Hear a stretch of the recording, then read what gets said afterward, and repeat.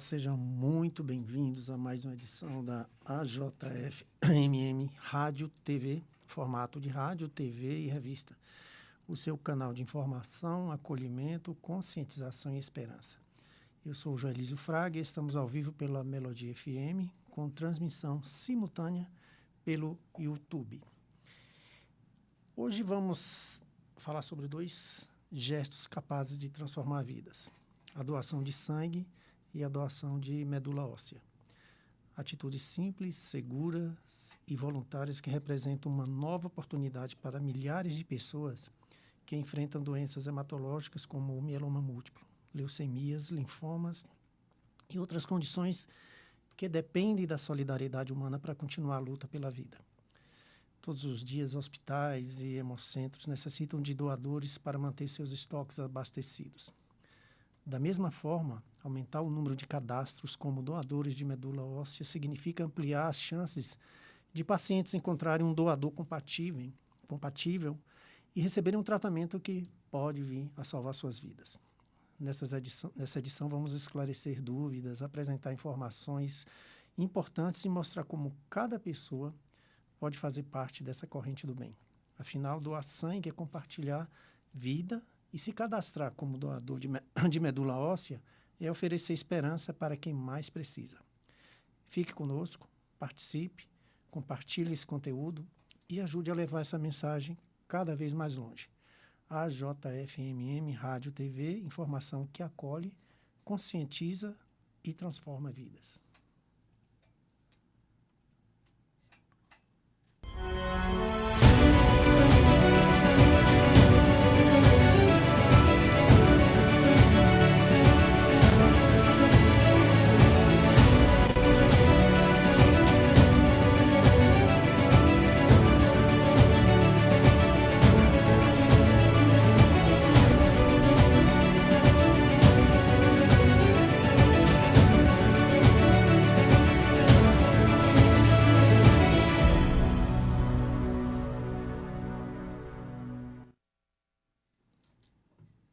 Vamos iniciar destacando a doação de medula óssea. Enquanto você assiste a esse vídeo, pense por um instante. Uma simples atitude pode representar a esperança de uma família inteira. Cadastrar-se como doador de medula óssea pode ser a única chance de cura para alguém que está esperando por um doador compatível. Seja parte dessa corrente de amor e solidariedade. Acompanhe junto comigo este vídeo explicando tudo o que você deve fazer para ser um doador.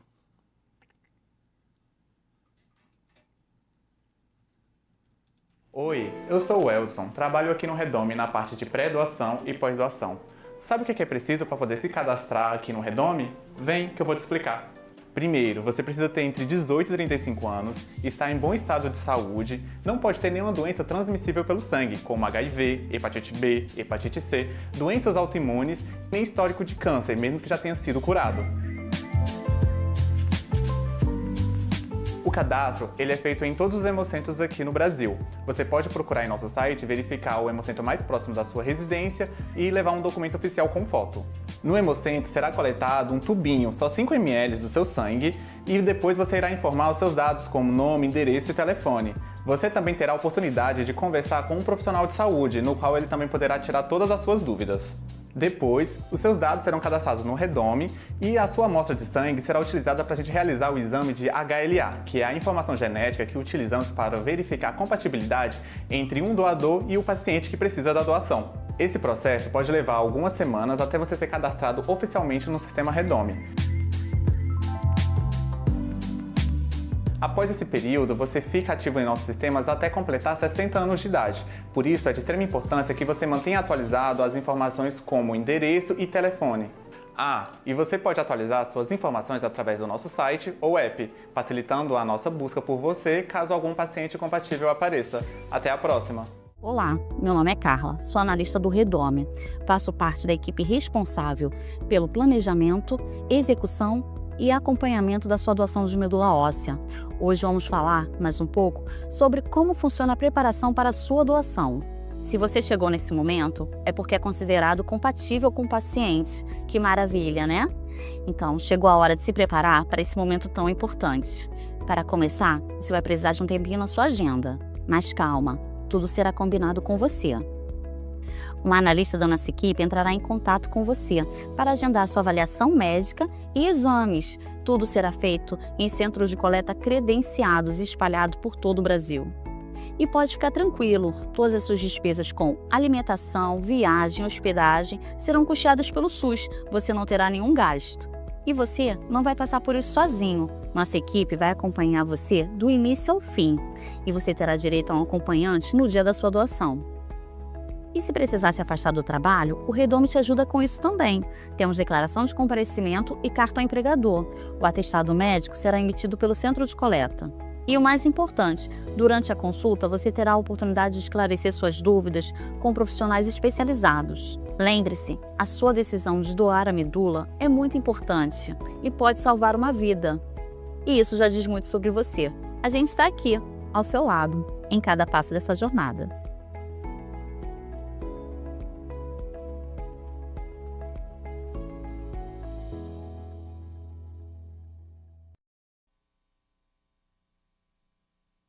Gostaria de destacar que no mieloma múltiplo, a doação da medula é autólogo, é do paciente para o paciente. Tem uma diferença aí com a leucemia, alguns casos de linfoma. Então, a probabilidade de achar o doador, né, é zero, né, já que ser o próprio doador.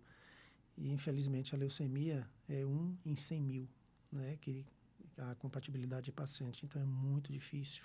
Então, por isso que é importante a doação, porque vai que a sua medula, né, seja compatível para um paciente, seja onde ele estiver.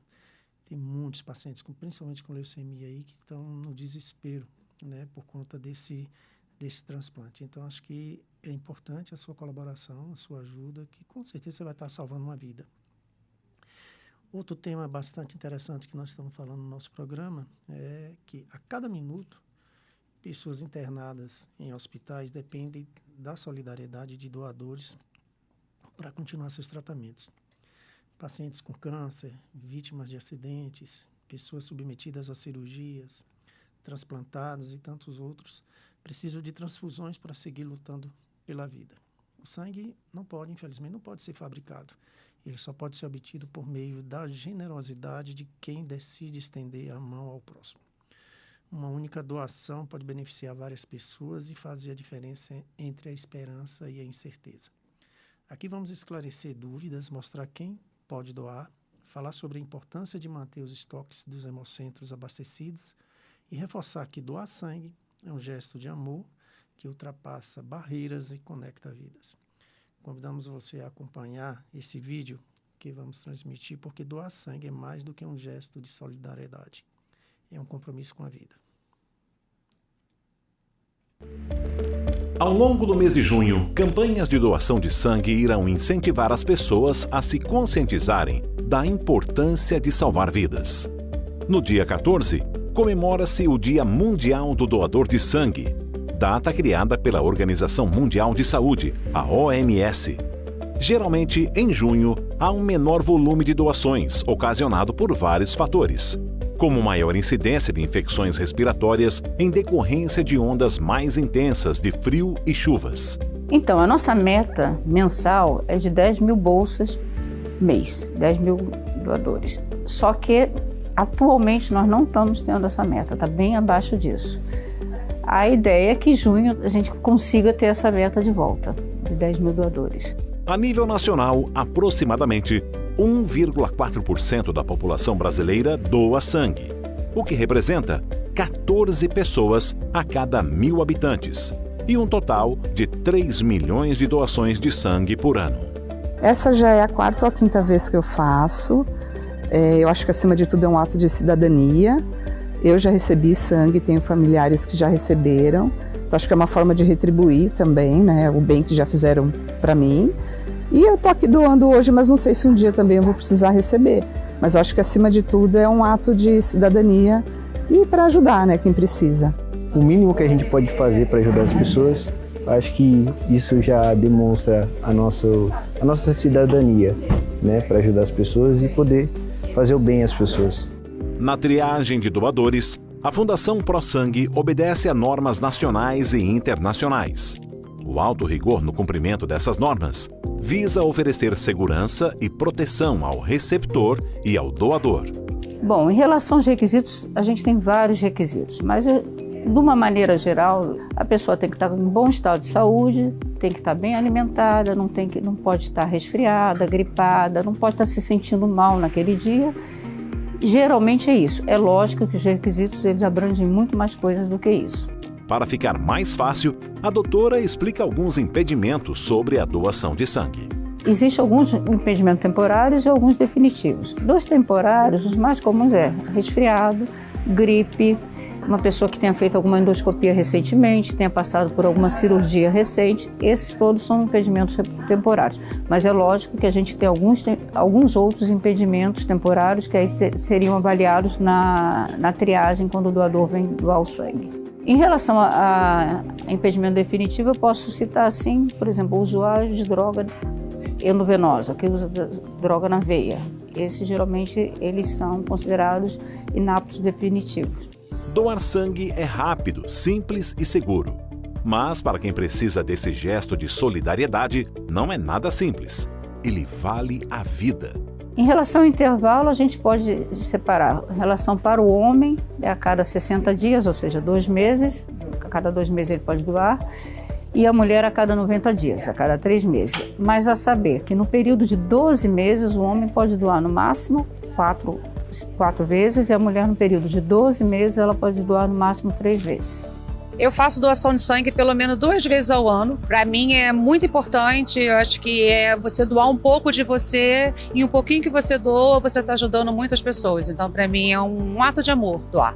Eu doava 2 vezes por ano e eu descobri recentemente que mulher pode doar até 3 vezes por ano. Então, esse ano eu vou doar as 3 vezes, pela primeira vez. Outra dúvida muito importante são as mamães que desejam doar sangue. Quando a pessoa está amamentando, a mulher está amamentando, ela não pode doar.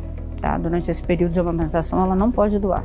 Mas após o período gestacional, em casos de parto normal, a mulher pode doar depois de 3 meses. Em caso de cesariana, após 6 meses. Se estiver amamentando, a mulher deve aguardar 12 meses após o parto. No Brasil, dados revelam que a doação é maior entre jovens na faixa etária de 18 a 29 anos, representando 42% dos doadores. Carlos Eduardo é um exemplo de jovem que não tem medo de doar e cumpre sua parte como doador. Essa é a segunda vez e é um ato de humanidade, né? Só de saber que meu sangue pode estar ajudando outra pessoa já é recompensador. A idade é de 18 aos 69, véspera dos 70, porém, uma pessoa entre 16 e 18 anos, ela pode doar e para isso a gente orienta que ela entre no site para avaliar, porque tem um papel que o pai, a mãe tem que fazer autorização. Então ela tem que vir com uma autorização dos pais, né? Mas pode doar sim. O doador ele passa por algumas etapas. O cadastro, depois vai ser visto os sinais vitais, passa por uma entrevista e a doação propriamente dita. Seriam basicamente essas 4 etapas. Nessas etapas, geralmente a gente bota uma meia hora. Uma curiosidade que deixamos aqui é um benefício para doadores de sangue. Muitos estados consideram o doador de sangue, por exemplo, importante, como em shows. Você pode pagar minha entrada se for doador de sangue. Pesquisas indicam que o brasileiro não costuma ser doador. Por isso essa campanha é tão importante. Cabe a nós fazermos nossa parte. Seja um doador. Doe sangue e salve muitas vidas. Acesse agora www.prosangue.sp.gov.br. No site você pode acessar todos os nossos horários, os locais de doação, os impedimentos temporários, definitivos e principalmente agendar a doação. É importante que o doador que vem aqui, ele agende a doação, porque fica mais fácil para ele. Ele agendando, ele será atendido naquele momento, ao passo que se ele não agendar, ele vai ser atendido, mas às vezes não consegue ser atendido no momento que ele chega. Então o ideal é que o doador faça esse agendamento no nosso site. Solicito, se vocês puderem, quem acompanhou o nosso programa, que venha doar. Estamos aguardando junho, lembrar que junho é o Junho Vermelho, dia 14 é o Dia Mundial da Doação de Sangue, então estamos aguardando vocês virem aqui doar.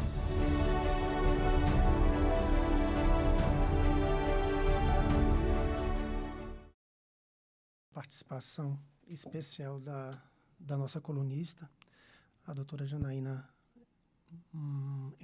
Guilherme, né, advogada de saúde, que trará orientações e informações importantes sobre os direitos dos pacientes, acesso aos tratamentos e questões que impactam diretamente a vida de quem convive com doenças hematológicas e outras condições de saúde. Sua participação é uma oportunidade para esclarecer dúvidas e fortalecer o conhecimento da nossa audiência sobre temas fundamentais para a defesa da saúde e da cidadania.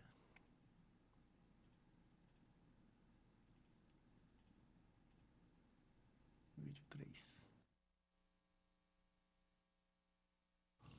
O assunto de hoje é de suma importância para aquelas pessoas que possuem um plano de saúde, uma doença grave, e estão em um tratamento que não pode ser descontinuado e que estão passando por uma crise financeira e não conseguiram pagar algumas parcelas do plano e agora se veem diante de uma rescisão, que significa dizer que o seu tratamento contínuo vai ser descontinuado, porque não existe mais um contrato junto ao plano. É desesperador.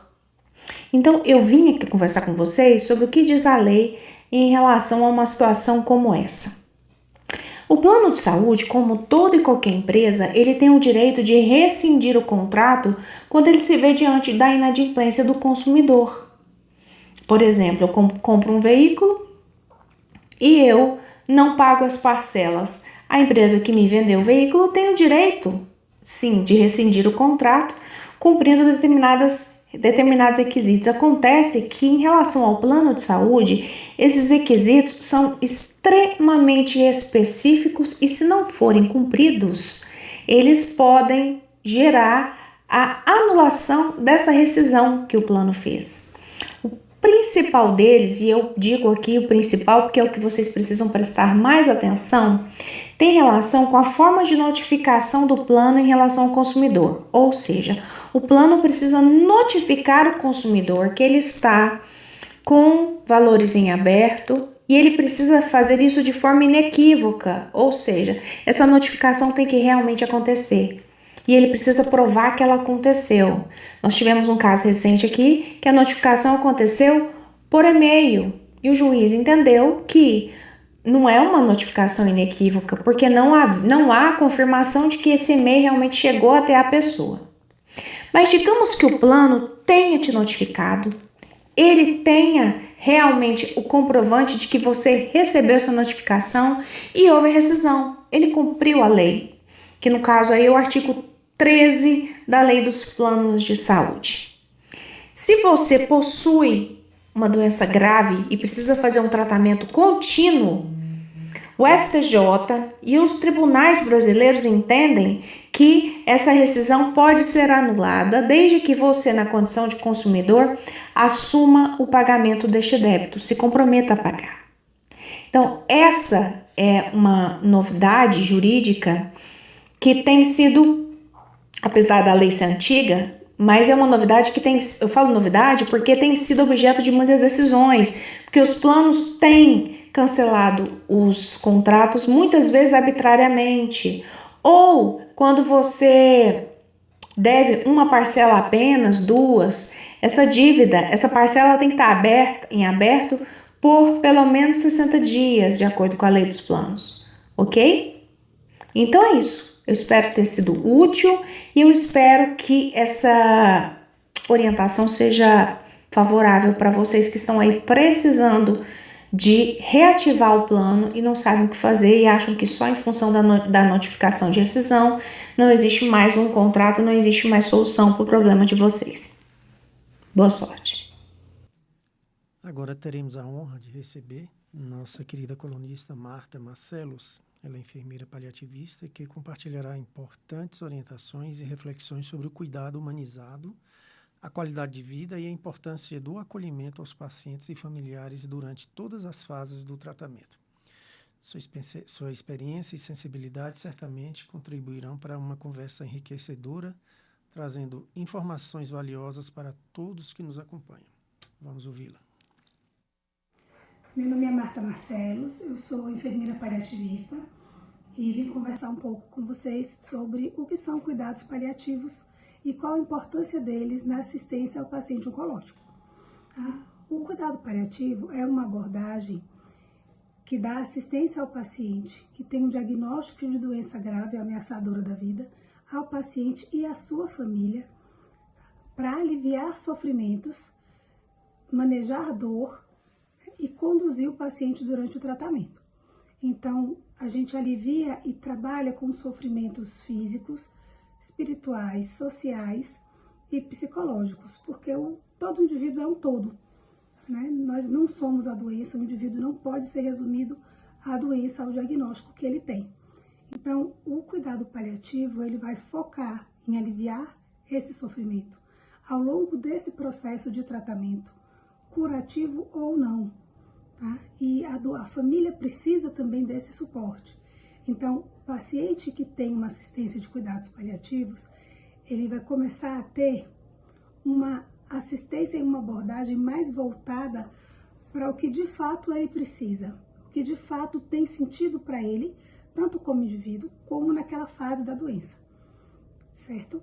E a gente confunde, às vezes, cuidados paliativos com o fim de vida, porque o cuidado paliativo, como ele lida com o sofrimento, ele acaba sendo a única especialidade que tem esse manejo de fim de vida. Então, passa pelo cuidado paliativo o paciente de fim de vida.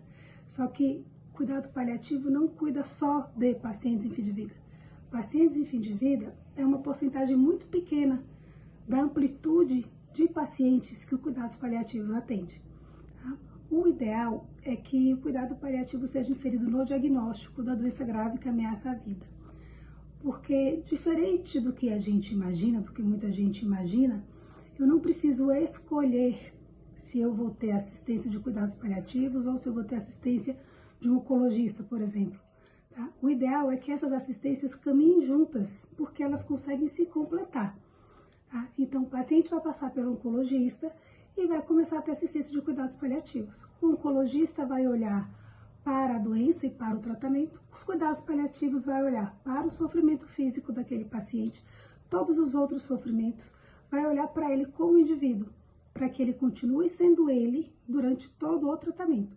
E vai também aliviar o sofrimento dessa família, porque quando um parente nosso, um familiar adoece de uma doença grave, ameaçadora da vida, toda a família adoece junto. E dando sequência à participação das nossas colunistas, teremos a participação especial de Caroline Monteiro, farmacêutica oncológica, trazendo informações importantes, orientações e dicas sobre os cuidados com os pacientes em tratamento, a importância do acompanhamento farmacêutico e o papel da informação segura na promoção da saúde e da qualidade de vida. Lembrando que Caroline vai estar junto com a gente na próxima sexta-feira, às 16 horas, no nosso podcast, onde ela vai falar tudo sobre a área, né, no qual ela atua, né, que é na área da farmácia não oncológica. Muita coisa legal ela vai estar falando aqui. Então vamos lá assistir a apresentação da Caroline. Se você vai fazer quimioterapia, você precisa saber disso. E eu vou trazer 3 pontos aqui importantes que eu oriento os meus pacientes antes de começarem um tratamento oncológico. E o primeiro ponto é você passar num dentista, o seu dentista mesmo, não precisa ser, neste momento, um dentista oncológico, não. O seu dentista, para quê, Carol? Para fazer uma avaliação da saúde bucal, fazer uma limpeza, verificar se tem alguma cárie, fazer uma restauração, se precisa fazer um canal, se precisa extrair um dente. Isso por quê? Uma vez que você começa a quimioterapia, principalmente protocolos que podem cair a imunidade, causar baixa de plaquetas ou mesmo anemia, fica muito complicado da gente pausar o tratamento e liberar o paciente para fazer esse tipo de procedimento, por mais simples que seja. Então, o ideal, entre aquele gap ali, da definição do tratamento até a liberação do seu tratamento, né, às vezes do convênio, ou mesmo aguardar o pessoal do SUS, do hospital onde você vai fazer, te chamar, já providencia esses cuidados aí. Marque seu dentista e faça toda a sua revisão dentária, tá? Segundo ponto, atualizar o seu cartão de vacina. Se nesse momento você não começou ainda o seu tratamento oncológico, você deve até discutir isso com o seu oncologista, se você já passou em consulta ou vai passar ainda nessa definição de tratamento, porque tem tratamentos, inclusive, que a gente tem vacinas específicas que o paciente precisa tomar por conta de uma possível reativação de vírus lá na frente, como hepatite B, herpes zoster. Então, você, inclusive, vai com um relatóriozinho do seu oncologista. Se ele não falou isso para você ainda, pergunte sobre isso, para que você tenha ali as vacinas próprias que você precisa tomar para manter a sua segurança, tá? A sua saúde aí com relação a isso, a esses vírus que podem vir, né, acontecer com uma baixa de imunidade lá na frente, então você já vai estar coberto e já vai estar imune a isso aí. Então, atualizar o cartão de vacina é muito importante. E terceiro, mas não menos importante, a preservação de fertilidade. Sim, independente se você é homem ou mulher, se você está na fase reprodutiva, se você é jovem, ou mesmo se você nunca foi pai, nunca foi mãe, e pensa sobre, ai, Carol, eu nem tô pensando nisso agora, eu só quero me tratar, me curar, eu sei que isso vem na cabeça também, que vem aquela urgência.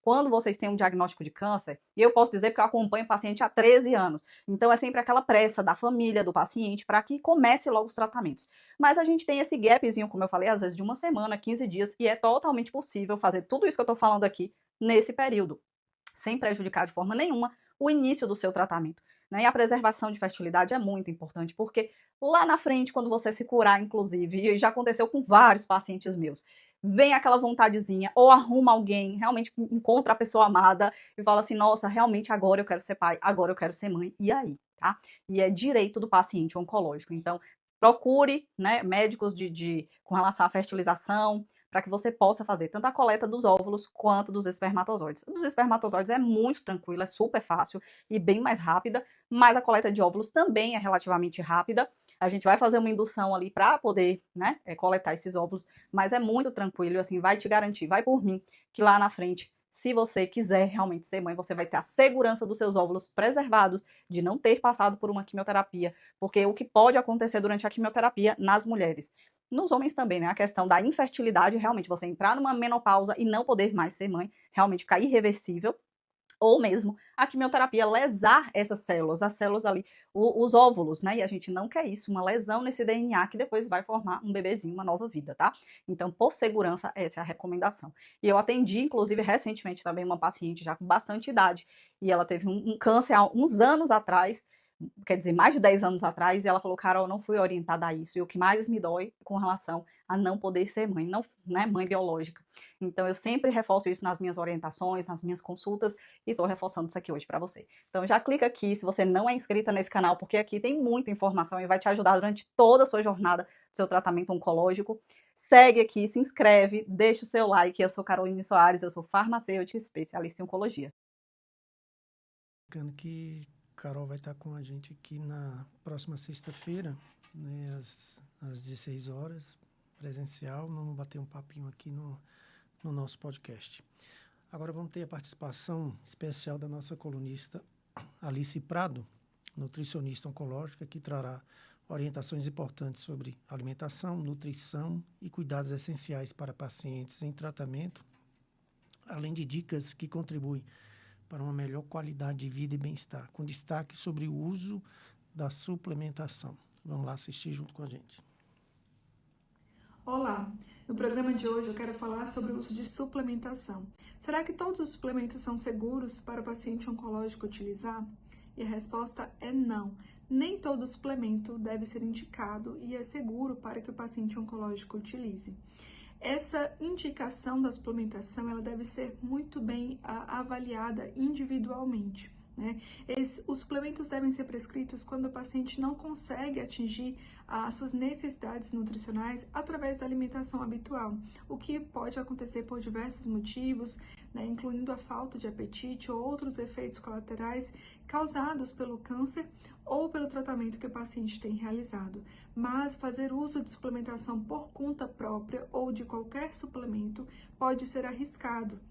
Alguns suplementos, eles não são indicados durante determinados tratamentos, eles podem atrapalhar a ação de quimioterápicos, por exemplo, ou podem sobrecarregar os rins e o fígado desse paciente, né, ou competir pela absorção do medicamento que o paciente tem realizado.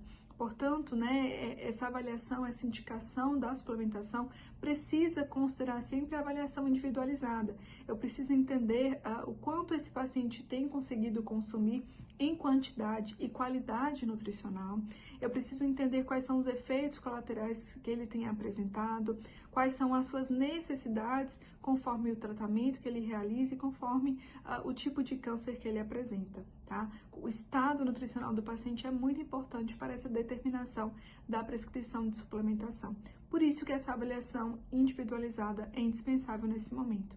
Então, não faça uso de suplementos por conta própria, e se você tem dúvidas, né, se há necessidade, se tem sentido uma ingestão alimentar muito comprometida, busque uma orientação profissional especializada para que o uso, né, de suplementos, se necessário, seja seguro e adequado para o seu momento de tratamento. Pois bem, vamos dando início a um assunto, vamos dar início aqui a um assunto bastante importante, que é o voluntariado, né? Eu vou estar sempre batendo na tecla aqui de que nós devemos ajudar muito a Casa do Amor, né? A Casa do Amor, ela hoje tem 120 leitos ocupados com pacientes de todos os tipos de neoplasias, pobres de várias regiões dessa, né? E vem tudo tratar aqui, e lá ela tem todo o carinho, o apoio e o tratamento, né, com dignidade e amor por parte de Carminha. Então, a Casa do Amor, ela tem a ajuda vem de voluntários. O governo não ajuda em nada, ninguém de prefeitura, enfim, nada. Esse povo não ajuda nada, coitada da Carminha lá. E são os voluntários, as doações que mantêm aquela casa.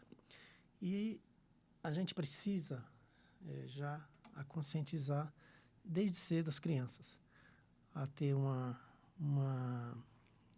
vivência, uma visão do ajudar, de ser voluntário. Então, incentivar o voluntariado desde a infância é uma forma de ensinar valores essenciais como solidariedade, respeito e empatia. Pequenos gestos, como participar de campanhas de doação ou ajudar quem precisa, mostram às crianças que elas podem fazer a diferença na vida das pessoas. Ao vivenciar ações solidárias, a criança desenvolve senso de responsabilidade social, gratidão e consciência coletiva.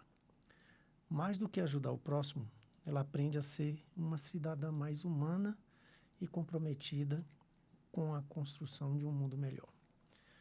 O voluntariado não tem idade para começar. Cada atitude de carinho e generosidade na infância representa um passo importante para formar adultos mais conscientes e solidários. Acompanhe aqui comigo o recado da nossa colunista Kids, Isabelle Fraga, sobre o voluntariado infantil.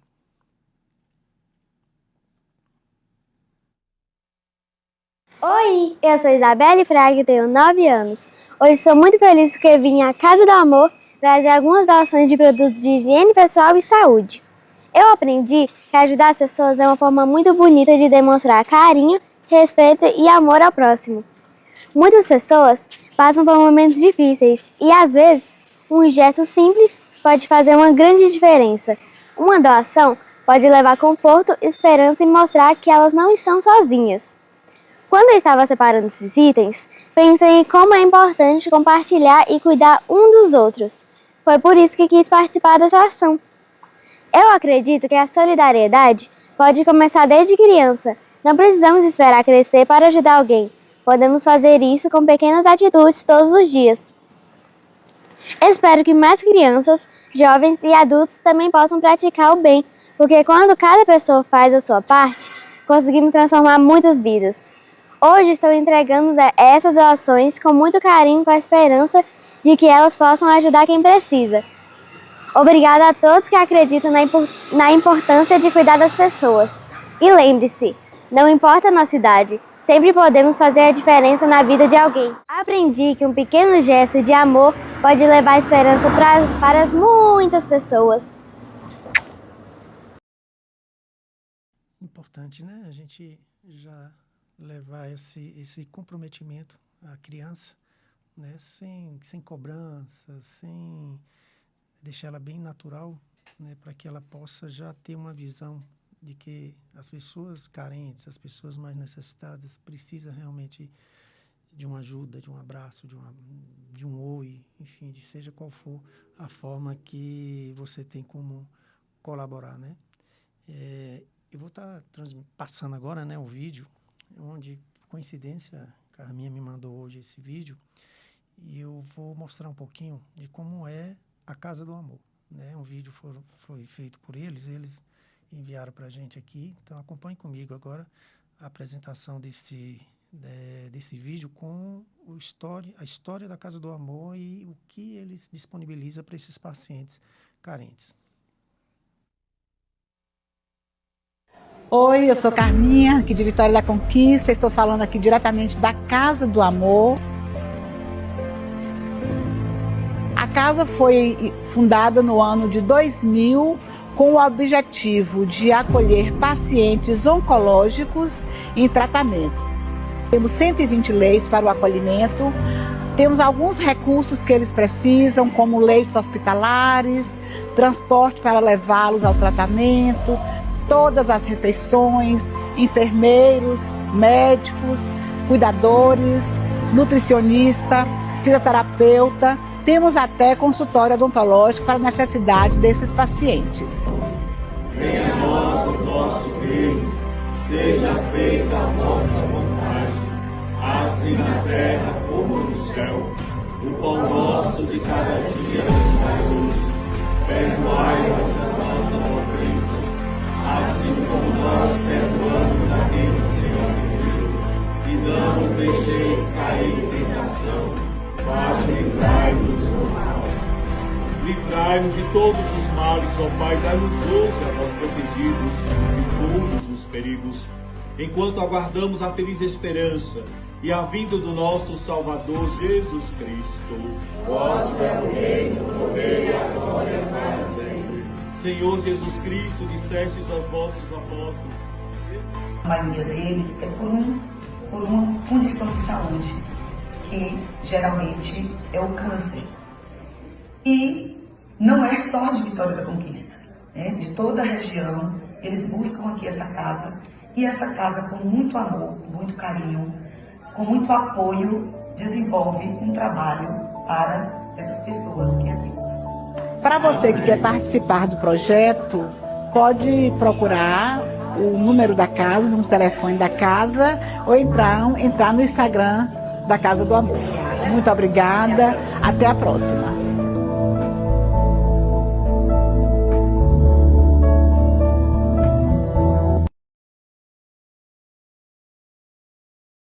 Então, acessem lá o perfil da Casa do Amor no Instagram, lá tem todas as informações com como você deve ajudar, né? Um Pix, um depósito, enfim, doar, tudo é bem-vindo lá. Entendeu? E eu sugiro que vocês façam uma visita à Casa do Amor para ver como é o trabalho de Carminha, né? Ela é surreal, é surreal. Ela acolhe seja quem for, ela tem disponível lá 120 leitos, todos ocupados, né? Ontem mesmo eu estive lá, ela estava infelizmente recebendo uma paciente em cuidados paliativos, que foi, infelizmente, escolheu a Casa do Amor para encontrar com o pai, né? E, enfim, não é fácil. Não é fácil para o trabalho dela. Muita alimentação, muito gasto, são muitos medicamentos, enfim. É uma luta que ela tem lá, sem ajuda de ninguém, além do voluntariado, né? Das pessoas que doam. Porque ela está sozinha com toda essa batalha, essa luta. Enfim, ela precisa realmente da nossa ajuda. Eu gostaria de falar com vocês aqui sobre um assunto muito interessante e que está no nosso site lá. Nosso site é muito fácil, jfmm.org. Então, lá nós temos muitas matérias relacionadas à saúde e bem-estar. Não sei se vocês sabem, mas 1 em cada 4 brasileiros desconhece que o câncer é uma doença que pode ser prevenida. A informação faz parte do relatório Mais Dados, Mais Saúde, percepções da população brasileira sobre fatores de risco para o câncer. O estudo investigou de que forma a população percebe e se relaciona com alguns fatores de risco para o câncer, como tabagismo, bebidas alcoólicas, alimentos ultraprocessados e sedentarismo. De acordo com o INCA, são estimados 781 mil casos, novos casos de câncer por ano no triênio 2026-2028. É muita gente. O volume representa aumento de 10,9% em relação ao período anterior, impulsionado pelo envelhecimento da população e por hábitos de vida. A pesquisa é a primeira edição de abrangência nacional que investiga o conhecimento dos brasileiros em relação à prevenção do câncer, incluindo o que pensam e fazem sobre o assunto. O estudo foi realizado pelas organizações Humane e Vital Strategies, com apoio do Instituto Devive e parceria técnica do INCA. Foram entrevistados 6,5 mil pessoas em todos os estados e no Distrito Federal. Enquanto alguns hábitos, como o fumo e exposição solar sem proteção, são mais percebidos pela população como perigosos, outros não são vistos como fatores de riscos para o câncer. É o caso do sedentarismo, por exemplo, que aparece nas últimas posições desta lista. Menos da metade dos brasileiros, 48,3%, acha que a falta de atividade física favorece o desenvolvimento da doença. Na avaliação da chefe da divisão de pesquisas populacional do INCA, Luciana Grutti Moreira, percebe-se uma melhora no Brasil em termos de percepção da população, especialmente em comparação aos estudos internacionais. O maior exemplo disso é o fumo, que apresenta reconhecimento de fator de risco bastante elevado entre a população adulta brasileira. 90,5% disseram saber que fumar causa câncer. Isso é uma maravilha. Porque que você vai na Europa, todo mundo fuma. Todo mundo fuma. É muito, muito triste. Outros dois fatores com maior índice de percepção são a herança genética, 89,4%, e exposição solar excessiva, 88,3%. Já outros fatores são percebidos da mesma forma pela população, como bebidas alcoólicas, apontadas como fator de risco por 71,3%, bem como alimentos embutidos, como presunto e salsicha 70,7%, e ultraprocessados como macarrão instantâneo, salgadinhos e sorvete, 65,6%.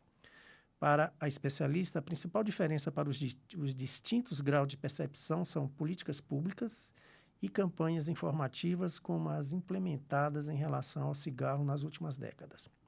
A advertência em embalagens, impostos para elevar o preço do tabaco, ambientes restritos de fumo, ou seja, um conjunto de políticas públicas e muita campanha informativa de comunicação que já foram desenvolvidas acerca do tabaco. Ela acredita que para ampliar a percepção da população é preciso avançar em ações semelhantes para os outros fatores de risco.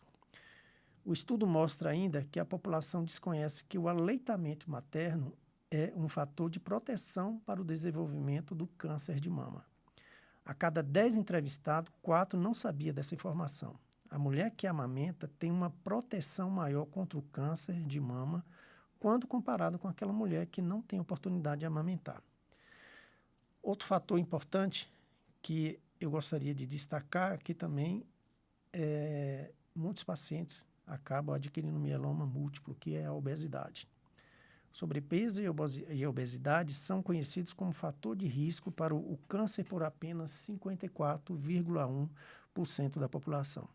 O mesmo ocorre em relação ao consumo de bebidas adoçadas, como refrigerantes, baixa ingestão de frutas e verduras e o sedentarismo, que são associados ao câncer por somente 55,3% e dos adultos brasileiros, respectivamente.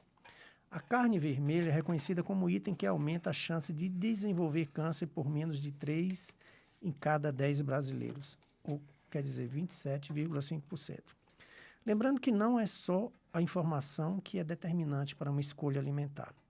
Existem outras questões, como o acesso ao alimento, renda, preço dos alimentos, marketing, enfim. A gente precisa avançar em outras políticas públicas também conjuntamente para promover não só essa percepção, como a melhora das escolhas mais saudáveis por parte da população.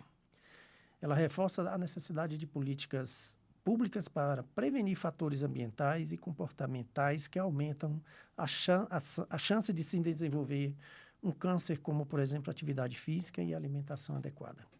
Não é só falar, faça atividade física. A rua em que a pessoa mora tem que estar iluminada, com segurança, para praticar exercício. A política pública tem esse papel de dar a opção de melhores escolhas para todos esses fatores de riscos. Explica.